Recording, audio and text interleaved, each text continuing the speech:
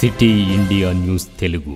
Welcome to city India news. Mahabub Nagar గ్రామీణ మండలంలోని కళ్యాణ లక్ష్మి మరియు షాదీ ముబారక్ 50 మంది లబ్ధిదారులకు సోమవారం మహబూబ్ నగర్ ఎమ్మెల్యే క్యాంపు కార్యాలయంలో స్థానిక ఎమ్మెల్యే ఎన్ఎం శ్రీనివాస్ రెడ్డి చెక్కులను అందించి మాట్లాడారు.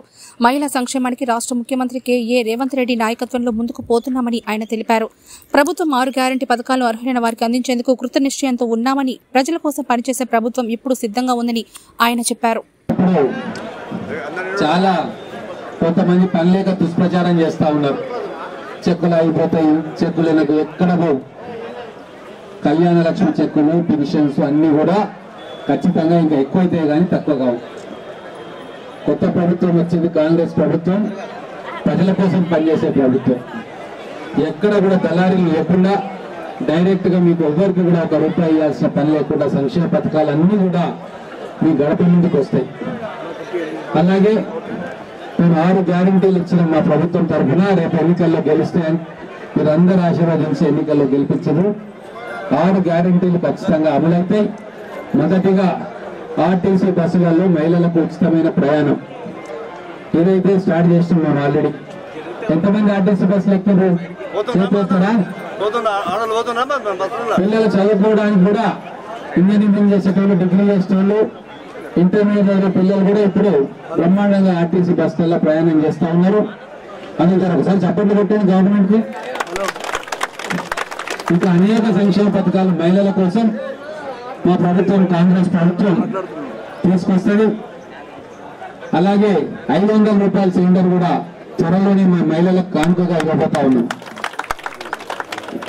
ఆరోగ్యశ్రీ కూడా ఇప్పుడు 10 లక్షల రూపాయలు మనకు ఆరోగ్యశ్రీ ఉచితంగా వైద్యం ఏర్పాటు చేస్తున్నాం. దాని విధి విధానాలన్నీ కూడా ఇప్పటికే ఇచ్చినాం.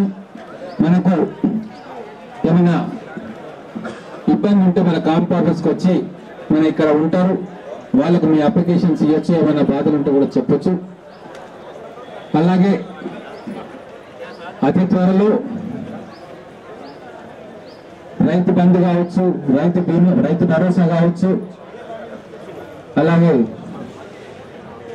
ఇల్లు లేని నిరుపేదలకు 5 లక్షల రూపాయలు అర్హులైన వాళ్ళందరికీ కూడా ఇచ్చే కార్యక్రమం తొందరలోనే మొదలు పెట్టుకుంటాం.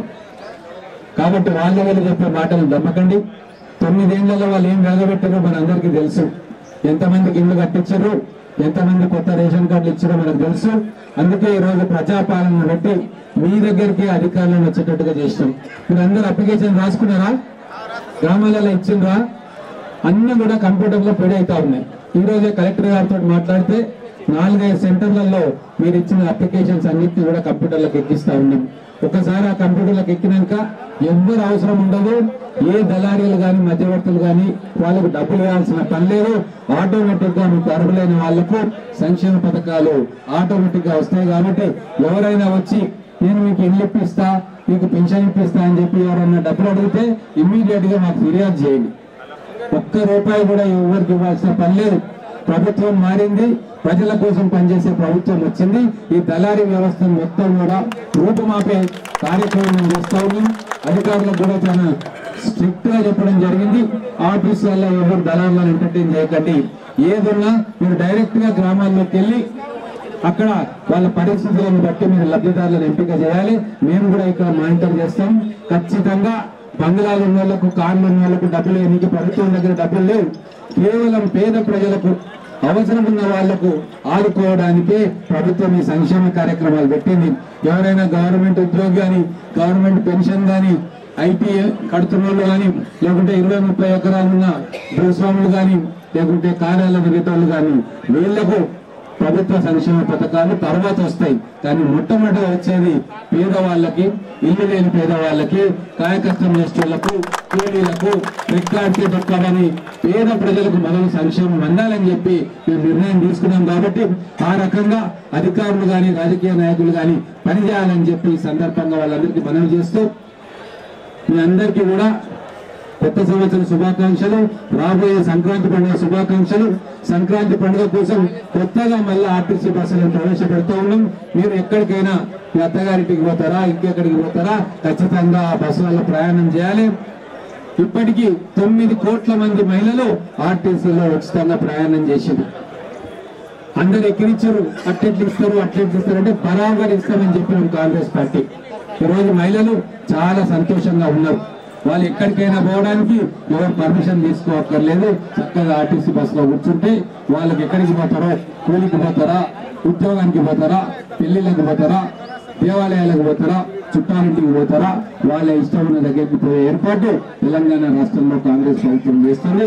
రాబోయే రోజుల్లో ఇంకా అనేక సంక్షేమ పథకాలతోటి మీ అందరినీ కూడా సంతోషపెట్టే కార్యక్రమంగా ఈ ప్రజాప్రభుత్వం చేపట్టబోతా ఉంది. మరొకసారి మీ అందరికీ క్యాంప్ కార్యాలయంలో వచ్చి చెక్కులు తీసుకునేందుకు ఏర్పాటు చేసిన అధికారులకు, వచ్చిన కార్యకర్తలకు, ప్రజాప్రతినిధులు, సర్పంచులు, ఎంపీటీసీలకు, లబ్ధిదారులకు అందరికీ కూడా నమస్కారం తెలుపుకుంటూ ముగిస్తా ఉన్నాను. జై హింద్.